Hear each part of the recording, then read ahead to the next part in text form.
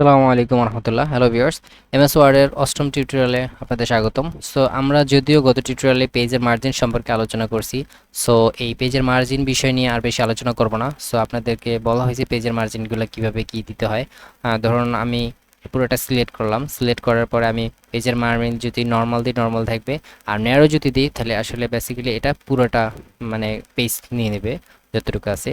তারপরে যদি মডারেট দিই, হ্যাঁ, তার মডারেট দিলে এই যে এখানে মার্জিনের কর্নারে সুন্দর করে দেওয়া আছে, টপে 1 থাকবে, লেফটে এত, বটমে 1, রাইটে এত, মানে চারদিকে যে কতটুকু স্পেস নিবে ওরা, এটা এখানে আপনার কিন্তু মার্জিনে মডারেটে দিয়ে দিছে, ন্যারোতেও দিয়ে দিছে কতটুকু স্পেস ওরা নেবে, নর্মালেও দিয়ে দিছে। নর্মালে বেসিক্যালি সব জায়গা থেকে 1 ইঞ্চি করে নেয়। ওকে, এরপর আবার হোয়াইট যদি দেই, হোয়াইটেও দেওয়া আছে। মিরর যদি দিই, মিররেরও কতটুকু চারদিকে থাকবে সেটাও দেওয়া আছে, টপে, ইনসাইডে, বটমে, আউটসাইডে, চারদিকে। ওকে, সো এটা হচ্ছে মার্জিনের বিষয়টা ছিল, যদিও গত ক্লাস লেকচার আলোচনা করছি। এবার আমরা দেখি যে আচ্ছা, এবার আসি insert page break in MS Word. আচ্ছা, পেজ ব্রেক এমএস ওয়ার্ডে আমরা পেজ ব্রেক কীভাবে করব। সো আমরা এখানে দেখতেছেন পেজে কার্সারটা রাখতে হবে, পেজ লেআউটারই আমরা পেজ ব্রেকে যাব। যাওয়ার পরে এখানে select the page layout tab in page setup group, click the breaks command, a list of page breaks appears with left click, select the desired page break from the list. Okay, so আমরা এখান থেকে পর্যন্ত page লেআউটে যাব। আমি practically আপনাদেরকে একটু দেখাই। যদি আমরা পেজ লেআউটে যাই, পেজ লেআউটে এই যে সুন্দর করে কর্নারে দেওয়া আছে ব্রেকস। সো এখানে দেওয়া আছে আমাদের পেজ ব্রেক, এখানে কতটুকু কি কোথা থেকে কাটবো সেটা। সে ফর এক্সাম্পল আমি ধরেন এইখানটায় আমি সিলেক্ট করলাম পেজ ব্রেকে। সো পেজ ব্রেক যদি দিই তাহলে এখান থেকে একটা পেজ ব্রেক হবে, দ্যাটস মিন এখান থেকে এইটুকু আলাদা একটা পেজ হবে, সেই বিষয়টাই বুঝাইতেছি। ওকে, এরপরে আমি যদি এখানে আরও সিস্টেম আছে, কলামগুলো, দ্য টেক্সট র্যাপিং, হ্যাঁ, বা নেক্সট পেজ যে কীভাবে কী। সো এই বিষয়গুলো কিন্তু আপনারা দেখতেছেন যে কীভাবে কী হয়। সো এনিওয়ে, এটা জাস্ট আপনাদেরকে প্রসেসিংটা দেখালাম যে কীভাবে কী হয়। সো পূর্বাবস্থা আমরা ফিরে আসলাম আবার। ওকে, ব্যাক স্পেস দিলে আবার সেই পূর্বের অবস্থা আপনি চলে আসতে পারবেন, নো প্রবলেম। ওকে, এরপরে আমাদের পরবর্তীতে দেখি যে আচ্ছা, এরপর দেখি how to insert a header and footer in Microsoft Word document. আচ্ছা, এটা খুবই একটা ইম্পর্ট্যান্ট পয়েন্ট বা পার্ট আমরা বলতে পারি, যে কোনো লেখায় হেডার এবং ফুটার অ্যাড করা। সো আপনারা দেখতেছে ইনসার্টে যাওয়ার পর ওখানে আমাদের হেডার এবং ফুটারটা পেয়ে যাই। সো চলুন আমরা দেখি। এই যে এখানে আমি ইনসার্টে আসলাম। সো আমি অলরেডি হোম এবং পেজ লেআউট মোটামুটি আলোচনা করেছি। এবার আমরা দেখি ইনসার্টে এখানেও কিন্তু পেজ ব্রেকের একটা অপশন সুন্দর রয়েছে। সো আমরা আলোচনা এখানে করব না, আমরা এখানে আলোচনা করব হেডার এবং ফুটার নিয়ে। হেডার জিনিসটা কি এবং ফুটার জিনিসটা কি। হেডার হলো কোনো পেজের মূল অংশ, অর্থাৎ উপরিভাগে যেটা থাকে সেটা। এখন এটা আমি ব্ল্যাঙ্কও নিতে পারি, বা 3টা কলাম নিয়েও নিতে পারি, হ্যাঁ, বা অ্যালফাবেট যে আন্ডারলাইন আকারে সেটাও নিতে পারি, বা অ্যানুয়াল নিতে পারি। অর্থাৎ এটা বা এডিট হিসাবে, বা আপনি যে কোন ধরনের হেডলাইন ও হেডার নিতে চান সেটা আপনার উপর নির্ভর করে। সে ফর এক্সাম্পল আমি ধরেন এখানে এইটা নিলাম, যে এখানে 3টা টেক্সট নিলাম, হ্যাঁ, যে টেক্সট 1, সো এখানে টেক্সট 2, টেক্সট 2, ওকে, এখানে হচ্ছে টেক্সট 3, টেক্সট 3। ওকে, তাহলে এখানে 3টা নিলাম আমরা। এভাবে করে আপনি চাইলে আপনার মন মতো করে এগুলো নিতে পারেন, এবং এগুলোর space from top bottom, top এবং বটমে কতটুকু করে থাকবে, এবং এর অ্যালাইনমেন্টগুলো ট্যাবও থাকবে সুন্দর করে দেয়া।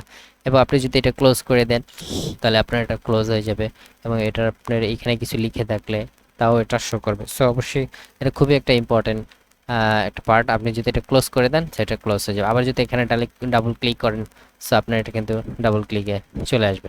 ওকে, আচ্ছা, এরপর আমরা এটা তো আমাদের হলো। এরপরে আমরা যদি দেখি যে এর পরবর্তী স্টেপে, অর্থাৎ আমাদের আপনি যদি চান যে এটা আচ্ছা, এরপর ইনসার্টে যাওয়ার পরে আমরা পরবর্তী যেটা দেখব সেটা হচ্ছে ফুটার জিনিসটাকে। ফুটার হলো যে একবারে নিম্নে যেটা থাকে, অর্থাৎ পেজের।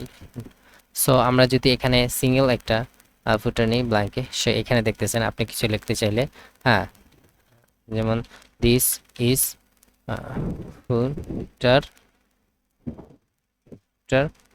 প্লেস। আচ্ছা, এইতে সো এখানে আপনারা দেখতেছেন যে হেডার এবং ফুটার দুইটাই দেখছে, এবং আপনি যদি স্পেস আপনার মন মতো করে নিতে পারেন। আমি যদি এখানে স্পেস আমি যদি আরও বেশি নিতে চাই সো বেশি হবে, আমি যদি কম নিতে চাই কম নেবে। এটা আমার উপরে ডিফাইন করে যে আমি কতটুকু স্পেস নিতে চাই বা কি। এনিওয়ে, সো আশা করি আপনারা বুঝতে পারছেন ভিউয়ার্স হেডার এবং ফুটার বিষয়টা, এবং এটা খুবই ইম্পর্ট্যান্ট একটা টপিক। সো এরপরে আমরা যেটা দেখব, insert the date or time in a header or footer. আচ্ছা, একটা হেডার এবং ফুটারের ভিতরে আপনি কিভাবে টাইম, দ্যাটস মিন সময়টা ইনপুট করবেন, ইটস ভেরি ইম্পর্ট্যান্ট। আমরা সময় দেখা যায় যে টিচাররা অনেক ডকুমেন্ট ক্রিয়েট করি বা কোশ্চেন বা অনেক কিছু ট্রিট করি, সো বা অনেক কিছু অনেক সময় হয়। সো আমরা যদি এখানে টাইমটাকে সেট করতে চাই, হ্যাঁ, বা কোনো টাইমটাকে যদি আমরা দিতে চাই, সো সেক্ষেত্রে আমাদের করণীয় কি? সেক্ষেত্রে প্রসেসিংটা হয়েছে এখানে দেয়া আছে।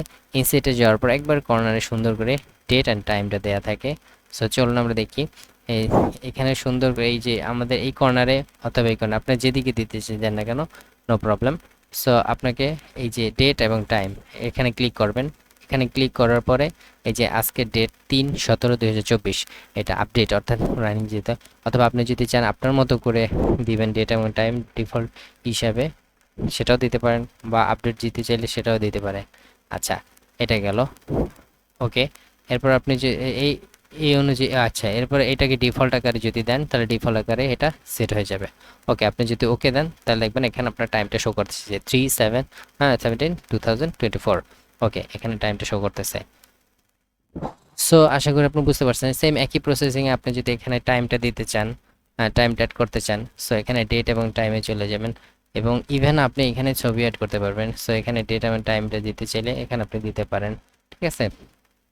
ডেট এবং টাইমটা অ্যাড করে দিলে এখানে কিন্তু আপনার ডেট এবং টাইমটা অ্যাড হয়ে যাবে। ওকে, আর এগুলো হচ্ছে এক একটা ক্যাটাগরি সিস্টেম, যেমন সানডে মার্চ 2017, যেমন শুধু ডেটটা, এবং আপনি চাইলে ডেট দিয়ে নামটা, এগুলা প্রত্যেক সবগুলো একই, জাস্ট এখানে স্টাইলিশটা বুঝাইছে যে কি কি ধরনের স্টাইলিশ আপনি কোন স্টাইলে দিতে চান। ইভেন আপনি যদি টাইমটা উল্লেখ করতে চান, এক্স্যাক্টলি টাইমটা, যেমন এখন 11টা 52 বাজতেছে বা 52 মিনিট 44 সেকেন্ড, সেটা উল্লেখ করে দিতে পারেন এক্স্যাক্টলি টাইমটা, এবং এইখানে টাইমটার উল্লেখ করে দেওয়া আছে। সো আমি চাই এখানে